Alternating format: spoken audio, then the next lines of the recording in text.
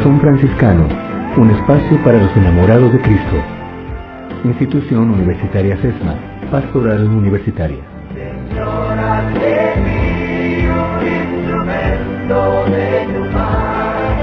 Señor, haz de mí un instrumento de tu paz.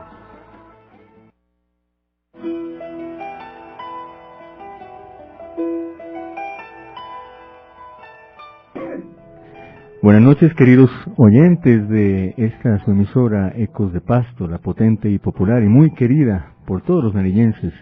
Muchas gracias por sintonizarnos a esta hora en su programa Al Derecho y al Revés desde la IUCESMAG, un programa dirigido por nuestro querido amigo Julio Rivera, que gentilmente nos brinda este espacio de 6:30 a 7 a nosotros, la dependencia de pastoral de la institución universitaria CESMAG.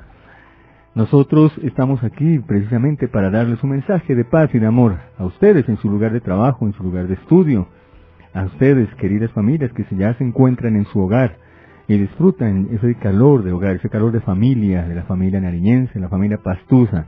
Gracias a Dios tenemos la oportunidad de estar en estas horas con nuestros hogares, disfrutando con nuestros hijos, con esos seres maravillosos que el Señor nos ha regalado. Un abrazo para cada uno de ustedes, un abrazo y un cordial saludo de paz y bien. Estamos aquí en el estudio, nuestro hermano William René Criollo, también del equipo de pastoral misionero de la Orden Franciscana Seglar, al igual que quienes habla. ¿Cómo te va, William? Qué gusto, hombre. Muy buenas noches para todos, un cordial saludo de paz y bien, de regreso nuevamente por estos estudios. De verdad que una vez que uno comienza a utilizar estos medios para llegar a los hogares de tantas personas que nos escuchan, hace falta el regreso y nuevamente estamos aquí hoy en un programa muy especial, como ya lo escucharán ustedes, con una sorpresa muy agradable. Muy bien, gracias en verdad. Hace unos días que no nos topamos aquí en este estudio, ¿verdad, William? Así es, ya hacía falta y hoy nuevamente estamos aquí para hablar, dialogar y aprender un poco de tantas cosas que se pueden hablar en estos espacios. Muy bien, y también tenemos aquí a una invitada especial, una gran amiga, una amiga que viene a visitar también esos lugares, estas hermosas tierras narillenses, esta hermosa ciudad de Pasto con su gente hermosa. Aquí todo es con H, con hermoso, sí, igual como Hendrix, quienes hablan, mentira. ¿Cómo estás? Les presento aquí en esta frecuencia a nuestra gran amiga Cristel. ¿Cómo estás, Cristel? Qué gusto tenerte en esta noche con nosotros. Bueno, muy bien, gracias. Gracias a la ciudad de Pasto, porque recibí como una acogida muy buena, entonces ya gracias al pueblo pastuso. ¿Te has sentido bien? Sí, muy bien. Bueno, gracias. Ya tenemos de estar preguntando algunas cositas. Ustedes le escuchan cierto acento, ¿no? Acento no propiamente sureño. No tan sureño, ¿no? De Achichay y Achichuy, ¿no? Es una persona. Cuéntanos de dónde vienes. Cuéntale a la gente que nos está escuchando. Pues si por el acento, obviamente no soy colombiana, sino francesa. Y pues vine a hacer una práctica en Bogotá en una corporación que se llama AC Colombia. Y pues sí, soy de Francia, yo estudié allá ciencias políticas y pues por eso vine a Pasto. Muy bien, estás acompañando un proceso muy interesante, precisamente que tiene que ver con el tema que vamos a ver hoy, el tema de la paz. Precisamente ayer en la institución universitaria CESMAG, desde ayer, y bueno, desde hace unos espacios anteriores, se están generando momentos de diálogo, de reflexión. Nosotros, los universitarios, los docentes, administrativos, incluso los estudiantes, sus núcleos familiares, debemos, queridos oyentes, todos debemos hablar desde ya un lenguaje de paz, un lenguaje que apunte a la paz. La paz no solamente se habla en La Habana, no se habla solamente en Bogotá, en la Casa de Nariño, en el Congreso, no. La paz se tiene que hablar en todos los lugares, un lenguaje de paz en nuestros hogares, empezando desde ahí, en nuestra propia vida. Cuando uno tiene paz en su corazón, la irradia, y es el primer paso para poder conseguir una paz verdadera, que no es una paz del escritorio, no es una paz de un papel, es la paz verdadera empieza en el corazón del colombiano, el corazón y en la mente del colombiano, ¿sí? Así como también los conflictos, ¿no? Los conflictos también empiezan en la mente de la persona que quiere hacerlo. Es que, como dijo un autor colombiano, del cual ya no me acuerdo el nombre ahorita, la paz no se alcanza, sino se construye. Y esa construcción es un reto, ¿no? Hablarlo para... Uno de los fundamentos del carisma franciscano, que afortunadamente ahora en nuestra institución universitaria CESMAD está siendo liderado por nuestro rector, nuestro hermano Hugo Osorio, quien le apuesta sin condiciones a que en la institución y en nuestra ciudad y en nuestro país se comience a hablar en un lenguaje de paz, se comience a propiciar espacios donde se hable de la paz. Nosotros durante mucho tiempo, creo que las personas de mi generación, obviamente que no es que sea muy avanzada mi generación, pero sí que hemos vivido siempre en medio del conflicto y no hemos tenido la oportunidad de vivir en paz, y que tendremos que aprender a vivir en paz, y la academia es un espacio ideal para que comencemos a aprender a ser seres de paz, a ser instrumento de paz, como lo dice nuestro hermano inspirador de toda esta espiritualidad franciscana, Francisco de Asís, ser instrumento realmente de paz. Así que en la institución universitaria CESMAD tenemos un espacio ideal para que inicie un proceso de construcción, como tú lo dices, de esa paz que tanto anhelamos y que creo que a este punto ya la merecemos. Un reto, ¿no?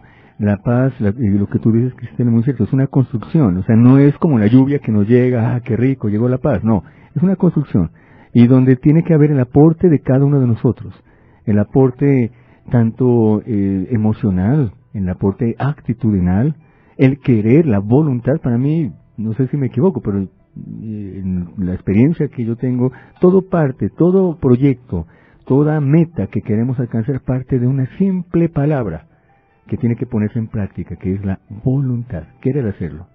Si yo quiero llegar a la paz, pues hombre, mi voluntad de hacerla, empezar desde chiquito, empezar desde mí, en lo pequeño, en mi territorio, en mi propia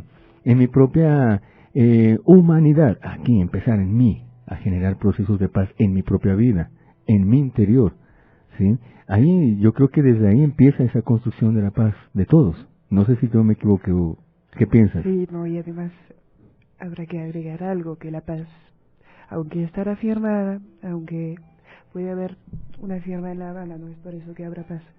La paz se va a construir por la reconciliación, y eso es uno de los puntos que la sociedad colombiana pues debe saber, porque pues sí, la sociedad estos años se volvió como más polarizada, me parece. De hecho, creo que se notó con las elecciones de 2014, que toda la opinión pública era muy, sí, como doblada. Y entonces, pues sí, la reconciliación también, pues la paz también pasará por la reconstrucción, la reconciliación y eso. Tú has acompañado esos procesos, ¿cierto? ¿Cuál es tu perspectiva, tu punto de vista dentro de tu acompañamiento en esos procesos, especialmente de las víctimas, ¿no? Cuéntanos un poquito acerca de tu experiencia y tu punto de vista.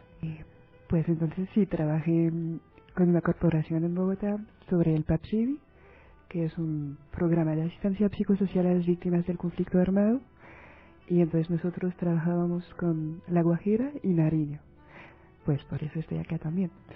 Y entonces este programa viene justamente de la ley 1448, que es la ley de víctimas y de restitución de tierras, que pues fue implementada por la acción de tutela instaurada por la comisión de juristas, pues de ahí viene. Y entonces pues sí, era un programa de asistencia psicosocial, entonces teníamos profesionales que estaban en el terreno en Nariño y en La Guajira, y que iban a hacer visitas domiciliarias a las víctimas. Pues ya, primer paso era la caracterización, saber pues cómo eran y en qué se podían ayudar, pero también había una parte que era como de explicar los derechos a las víctimas, porque muchas veces no se sabe todos los programas que existen, justamente porque estos últimos años se crearon muchísimos proyectos y por ahí la información se pierde. Entonces sí, fue como un proceso de atención a víctimas. Y eso era con el Ministerio de la Salud y la OIM, quien apoyaron el proceso, pero con los operadores nacionales. De hecho, el PAPSI estaba en 17 departamentos de Colombia. Pues era un programa nacional bastante grande. ¿Duró cuánto el programa? ¿Como un año? Pero sí duró un año. Un año y medio, el tiempo de que se implementó en el terreno. Tiempo de capacitar a la gente. Claro, también. claro, la construcción del proyecto me imagino que duró más tiempo, ¿cierto? Es que al tanto de una realidad propia que cada una de las víctimas tiene, porque generalizar un hecho victimizante, así sea a muchas personas que le haya sucedido lo mismo, creo que cada caso es muy particular. Imagino que habrá niveles de daño dependiendo de la situación particular de cada persona y dependiendo también de quién propició el hecho victimizante. En ese sentido, ¿tú consideras que realmente esta ley de víctimas creada y esta ley de sustitución de tierras apunta realmente a que exista una conciencia diferente sobre el conflicto armado en Colombia? Pues sí, yo creo que sí, porque pues sí, viene de Santos, y ahí sí hubo un cambio total, un cambio político total, y solo en el discurso. El hecho de que hubo esta ley de 1448, no solo fue una ley para las víctimas, porque el debate cuando se sancionó la ley fue muy grande, hubo una polémica, pero muy muy grande, porque esta ley de víctimas no solo reconocía a las víctimas, que ya era un primer paso muy grande, sino que también reconocía el conflicto en Colombia como interno. Ya no era cuestión de terrorismo, sino justamente de conflicto armado interno, y entonces de responsabilidad del Estado. Entonces ahí ya hubo cambios, y hubo muchísimas leyes y decretos que pues están apostando al posconflicto, que es como el término sí que hoy es de moda, y que por ello es un término ambiguo, porque pues como hablar de posconflicto sí todavía hay violencia. Sí, todavía hay conflicto, exacto. Pero ayer en el diálogo que se suscitó para empezar a hacer reflexión, que ojalá todos los colombianos empecemos a hacer una reflexión de estos procesos, de estos temas de la paz, se hacía también referencia a los diferentes tópicos que pueden incidir en el conflicto o en el inicio de ese conflicto que estamos viendo, que ya lleva por lo menos unos 60 años, no estoy mal. Pero nosotros estamos también llamados a también mirar la otra parte del colombiano que piensa que no le afecta el conflicto, que no le afecta la violencia. Hablemos, a ver, no sé si ustedes me corrigen, pero se puede hablar de conflicto, y eso es un tema específico, pero hablar de violencia yo creo que abarca más, ¿cierto? es que sí, puede haber violencia sin conflicto y puede haber conflicto sin violencia, porque la violencia es como la agudización del conflicto. Perfecto. Son como dos cosas diferentes. Exacto. Pero en cierto modo, a nivel de Colombia, entonces, ¿cómo podemos hablar más? ¿Más de conflicto o de violencia a nivel, como tal? Es que depende del lugar del cual estamos hablando. Uh-huh. Si estamos hablando de Bogotá o de Nariño, ya no es la misma cosa. Puede haber violencia en Bogotá, pero hay conflicto en Nariño. Conflicto hablando de los tópicos armados. Claro. Por ahí va mi idea. Ya, perfecto, sí. ¿Por qué? Porque de una u otra forma ya se hacía énfasis en eso, ¿no? Y que estos temas de conflicto y la violencia en general nos afectan a todos, absolutamente a todos. Tú lo dices, ¿no? Tú dices algo muy cierto. Nariño es uno de los departamentos que más conflicto tiene. Por ende, o no sé, como resultado, también se genera a raíz de ese conflicto más tópicos de violencia, ¿sí? Hay más delincuencia, hay más hoy en día se están disparando los asesinatos, ¿sí? Hay sicariato, ¿sí? O sea, hablando de las cosas malas, pues en medio de tanta cosa bella que tiene nuestro departamento, que es hermoso y hay que amarlo, quererlo y luchar por él. Pero También quisiera, yo no sé, aprovechar ese espacio para hacer un llamado a perder, mejor dicho, a darle la espalda a la indiferencia. Porque todos esos tópicos o esos temas de conflicto armado, ¿sí?, y de violencia general nos afectan a todos, queridos oyentes, a todos. La paz es un tema común a todos los colombianos. Ya incluso hay una ley de una cátedra que se tiene que implementar, ¿sí? La cátedra de la paz, ¿cierto? Estamos nosotros ya enrumbándonos como instituciones a ver cómo lo implementamos, pero no va a ser dentro de una malla curricular, vea, ese es el tema y díctelo. No, por eso esos espacios de reflexión, de concientizarnos, de generar una cultura de paz antes de entrar en detalle con esas temáticas. No, pensemos en la paz. ¿La paz qué es? Me imagino que no es la ausencia de un conflicto. La paz creo que va más allá. Sí, claramente la paz va más allá, porque eso que decía, puede haber firmas, puede haber la paz legalmente, no habrá la paz en el país, porque sencillamente no las cosas no van a desaparecer porque hubo firmas en La Habana. Además también porque la violencia es directa, pues tiene 3 dimensiones. Si se habla de conflictos, se habla de una violencia directa, pero la violencia también es cultural y es estructural. Y en eso se tiene que ir como... por eso, como la violencia es cultural, por ahí debe haber reconciliación. Y eso es una de las dimensiones de la paz, de las cuales no se va a poder olvidar. Y la reconstrucción también de la gente como persona y de la sociedad como una. Creo que también sí debe haber como unificación de la sociedad colombiana. Sí, claro. Una de las cosas más importantes que veo cuando se toca ese tema de la paz es que comenzamos a dar un lugar importante y eso da esperanza. La sensación de paz, el poder hablar de paz, que en espacios como en el universitario se comienza a hablar de paz, es un indicador de que la gente quiere paz. Y eso es un primer paso, un gran paso.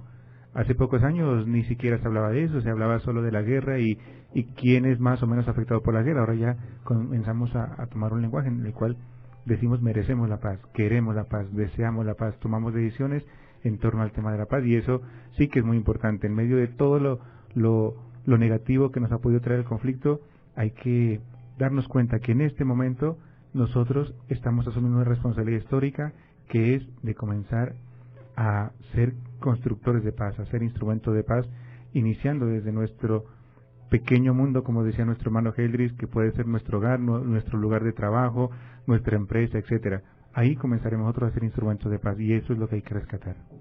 Ese es algo que nosotros estamos trabajando, ¿no? De que, hombre, tomemos conciencia de eso. O sea, la paz, así como nosotros podemos ser actores de conflicto, llámese directo o indirecto, por poner un nombre.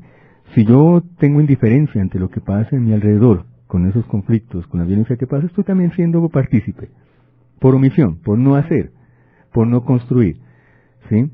Entonces, si tomamos conciencia de eso, nosotros vamos a alcanzar ese sueño tan anhelado. Pero, como bien lo decía Cristel y nuestro hermano William, la paz no es nada más algo que se firma, no es nada más algo que se dicta, no es nada más algo que se debate. No, la paz es una construcción que empieza desde la propia persona, desde nosotros. Incluso ayer les preguntábamos, ¿no?, a los muchachos, yo les hacía una pregunta: bueno, muchachos, levanten la mano, ¿quién ha sido víctima del conflicto armado y de la violencia en general? Por allá levantaron 1, 2, 3. Me imagino pues que deben tener su propia experiencia, deben venir a algún lugar, algún sector de Nariño que ha sufrido directamente, como tú dices, esos tipos de violencia. Pero cuando nosotros hacemos una reflexión y decimos, mire, lo que pasa en La Guajira pasa en Nariño, lo que pasa en los llanos orientales nos afecta a los que vivimos en el occidente, lo que pasa en el centro de Colombia afecta a la Amazonía. O sea que todo es una relación que no nos damos cuenta, sino que hasta que nos toque directamente a nosotros. Yo en algún momento le hacía el ejercicio a un estudiante y le decía, bueno, supongamos que a ti yo llego con una noticia, mira, mataron a tu papá en una toma de un grupo armado X, mataron a tu papá. Ahí sí la cosa cambia, ¿no? Ahí sí la cosa cambia. Entonces, a perder la indiferencia. Empecemos. Yo creo que el inicio de esa construcción de la paz, hombre, es tomar conciencia que todos somos actores bien sea del conflicto o de la paz, todos somos actores, por acción u omisión. Pero empecemos por lo menos perdiendo la indiferencia, o sea, dándole la espalda a la indiferencia, que no seamos indiferentes ante esas realidades. Me imagino que en ese proceso que ustedes acompañaron, vieron muchas realidades, como decía William, ¿no? Muchas realidades. Es que sí, el programa en sí se constituyó con fichas, pues el material para trabajar eran fichas de caracterización. Entonces ahí estaban descritos todos los datos de las víctimas, el hecho victimizante y entonces las secuelas psicológicas que tenían. No hubo historias obviamente horribles. Claramente sí, el primer hecho victimizante era el desplazamiento forzado, pero a veces eran unas... No, la verdad hubo historias así que eran muy graves, pero justamente por eso el PAPSI estaba diseñado con un enfoque diferencial, es decir, que respetaba las diferencias de cada persona, y también transformador, justamente para hacer de las víctimas unos sujetos de derecho y entonces unos ciudadanos activos. Pero también era el otro enfoque que era de la acción sin daño. Pero eso, pues, era un enfoque. A veces era más complicado que eso. Sí. Nos dicen que ya nos queda menos de un minuto para poder finalizar. Pues bueno, el tema da para más. El tema da para más, obviamente, y queremos, desde ese espacio que nos brindan, desde este espacio también formativo, queremos empezar también a hablar ese lenguaje de paz. La paz, un sueño y también uno de nuestros ejes como de nuestra espiritualidad franciscana, la paz, ser instrumentos de paz, ese gran reto que Dios y la vida misma y la realidad de nuestro país, tan hermoso, tan bello, nos presenta, ser instrumentos de paz. Nos despedimos por ahora, vamos a seguir cortando más tela con este tema en los próximos jueves, porque queremos suscitar esos espacios de reflexión y diálogo dentro de la academia y en nuestros hogares, sus lugares de trabajo. Muchas gracias por estar aquí, a ustedes, Cristel, a ti también por visitar y nos vamos a ver a comer cuy, a ver si le gusta, sí, esa comida tan rica nuestra. A nuestro hermano Willem también, una feliz noche y a ustedes, paz y bien, que el Señor les bendiga y les guarde, les muestre su rostro y tenga misericordia de ustedes, les mire benignamente y les conceda la paz. Que el Señor les bendiga en el nombre del Padre, del Hijo y del Espíritu Santo. Amén. Hasta luego. Paz y bien.